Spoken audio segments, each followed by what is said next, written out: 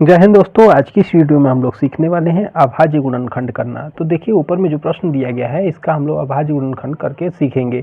लेकिन इसको हल करने से पहले आप सभी को अभाज्य संख्याओं की जानकारी होनी चाहिए। अभाज्य संख्याएं प्राइम नंबर्स, तो प्राइम नंबर्स अभाज्य संख्याएं क्या होती हैं? वे संख्याएं जो केवल और केवल एक और स्वयं के अलावा किसी और नंबर से विभाजित ना हो, उन्हें हम लोग अभाज्य संख्याएं कहते हैं। तो देखिए सबसे छोटी अभाज्य संख्या हमारी क्या होती है? सबसे छोटी अभाज्य संख्या 2 होती है। ठीक है, 2 से बड़ी अभाज्य संख्या 3 होती है, उससे बड़ी अभाज्य संख्या 5, 7, 11, 13। ठीक है, इसी तरह से 17, 19, इसी तरह से हमारी अभाज्य संख्याएं जो है होती हैं, बढ़ती हुई चली जाती हैं।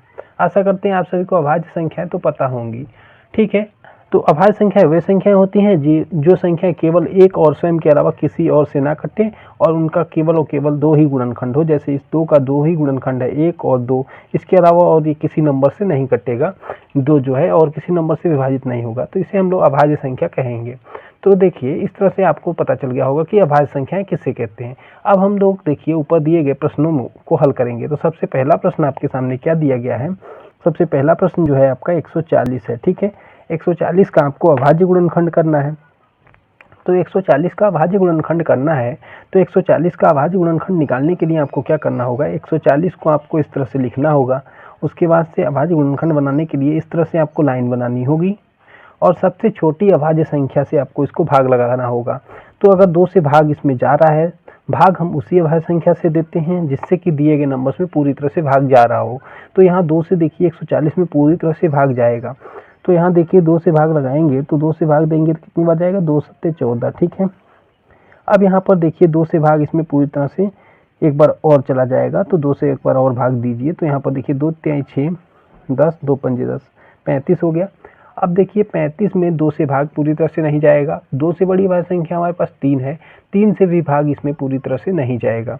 तो 3 से बड़ी अभाज्य संख्या 5 है, तो 5 से इसमें भाग देंगे तो 5 सत्ते 35 एक बार चला जाएगा। अब यहाँ देखिए 5 से भाग अब 7 में पूरी तरह से नहीं जाएगा, तो 5 से बड़ी अभाज्य संख्या क्या है? 7 है, तो 7 से भाग दे देंगे तो यहाँ पर 1 आ जाएगा। इस तरह से आप इसका अभाज्य गुणनखंड कर लेंगे। तो 140 का अभाज्य गुणनखंड हमने किया तो क्या हमको मिला? देखिए ये जो मिला आपको यही अभाज्य गुणनखंड हो गया। तो 140 का अभाज्य गुणनखंड आपने किया तो क्या मिला आपको? देखिए 140 का अभाज्य गुणनखंड जो निकल के आया, 140 का अभाज्य गुणनखंड हमने किया तो क्या मिला? तो यहाँ पर मिला हमको 2 गुना 2 गुना 5 गुना 7। ठीक है, यह 140 का अभाज्य गुणनखंड हो जाएगा। इसी तरह से अगला प्रश्न आपके सामने जो दिया गया है, अगला प्रश्न क्या है उसको हम लोग हल करते हैं। तो अगला प्रश्न हमारा है जो है 156। तो 156 का हमें क्या करना है? अभाज्य गुणनखंड करना है। तो 156 का हम अभाज्य गुणनखंड करते हैं। तो 156 का अभाज्य गुणनखंड आप निकाल लीजिए। तो इस तरह से आप इसको लिख करके सबसे छोटी अभाज्य संख्या से इसको भाग लगा करके देखिए।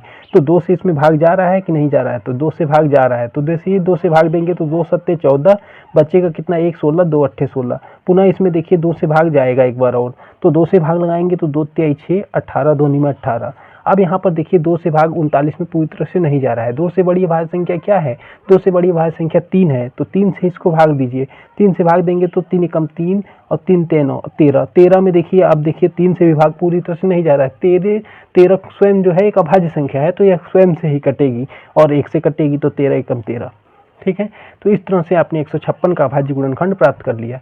तो 156 का अभाज्य गुणनखंड आपका क्या निकल के आया? यहाँ पर देखिए 156 का अभाज्य गुणनखंड क्या आया आपका? 156 का अभाज्य गुणनखंड, 156 का अभाज्य गुणनखंड जो हमें मिला वो मिला आपका 2 गुना 2 गुना 3 गुना 13। ठीक है, ये आपका 156 का अभाज्य गुणनखंड हो गया। इसी तरह से आप अगला जो प्रश्न है 28, 25, उसका भी अभाज्य गुणनखंड करिए। और अगला प्रश्न है 505, यानी कि इसका भी 5005 का भी आप अभाज्य गुणनखंड करके आंसर कमेंट बॉक्स में बताइएगा। ये हम आपके लिए छोड़ रहे हैं प्रश्नों को, इसको हल करके आप लोग आंसर कमेंट बॉक्स में दीजिएगा। अगर वीडियो पसंद आई है तो वीडियो को लाइक करिए, अपने दोस्तों के साथ शेयर कीजिए। मिलते हैं नेक्स्ट वीडियो में, तब तक के लिए जय हिंद। अगली वीडियो में हम लोग सीखेंगे अभाज्य गुणनखंड विधि द्वारा एलसीएम और एचसीएफ ज्ञात करना।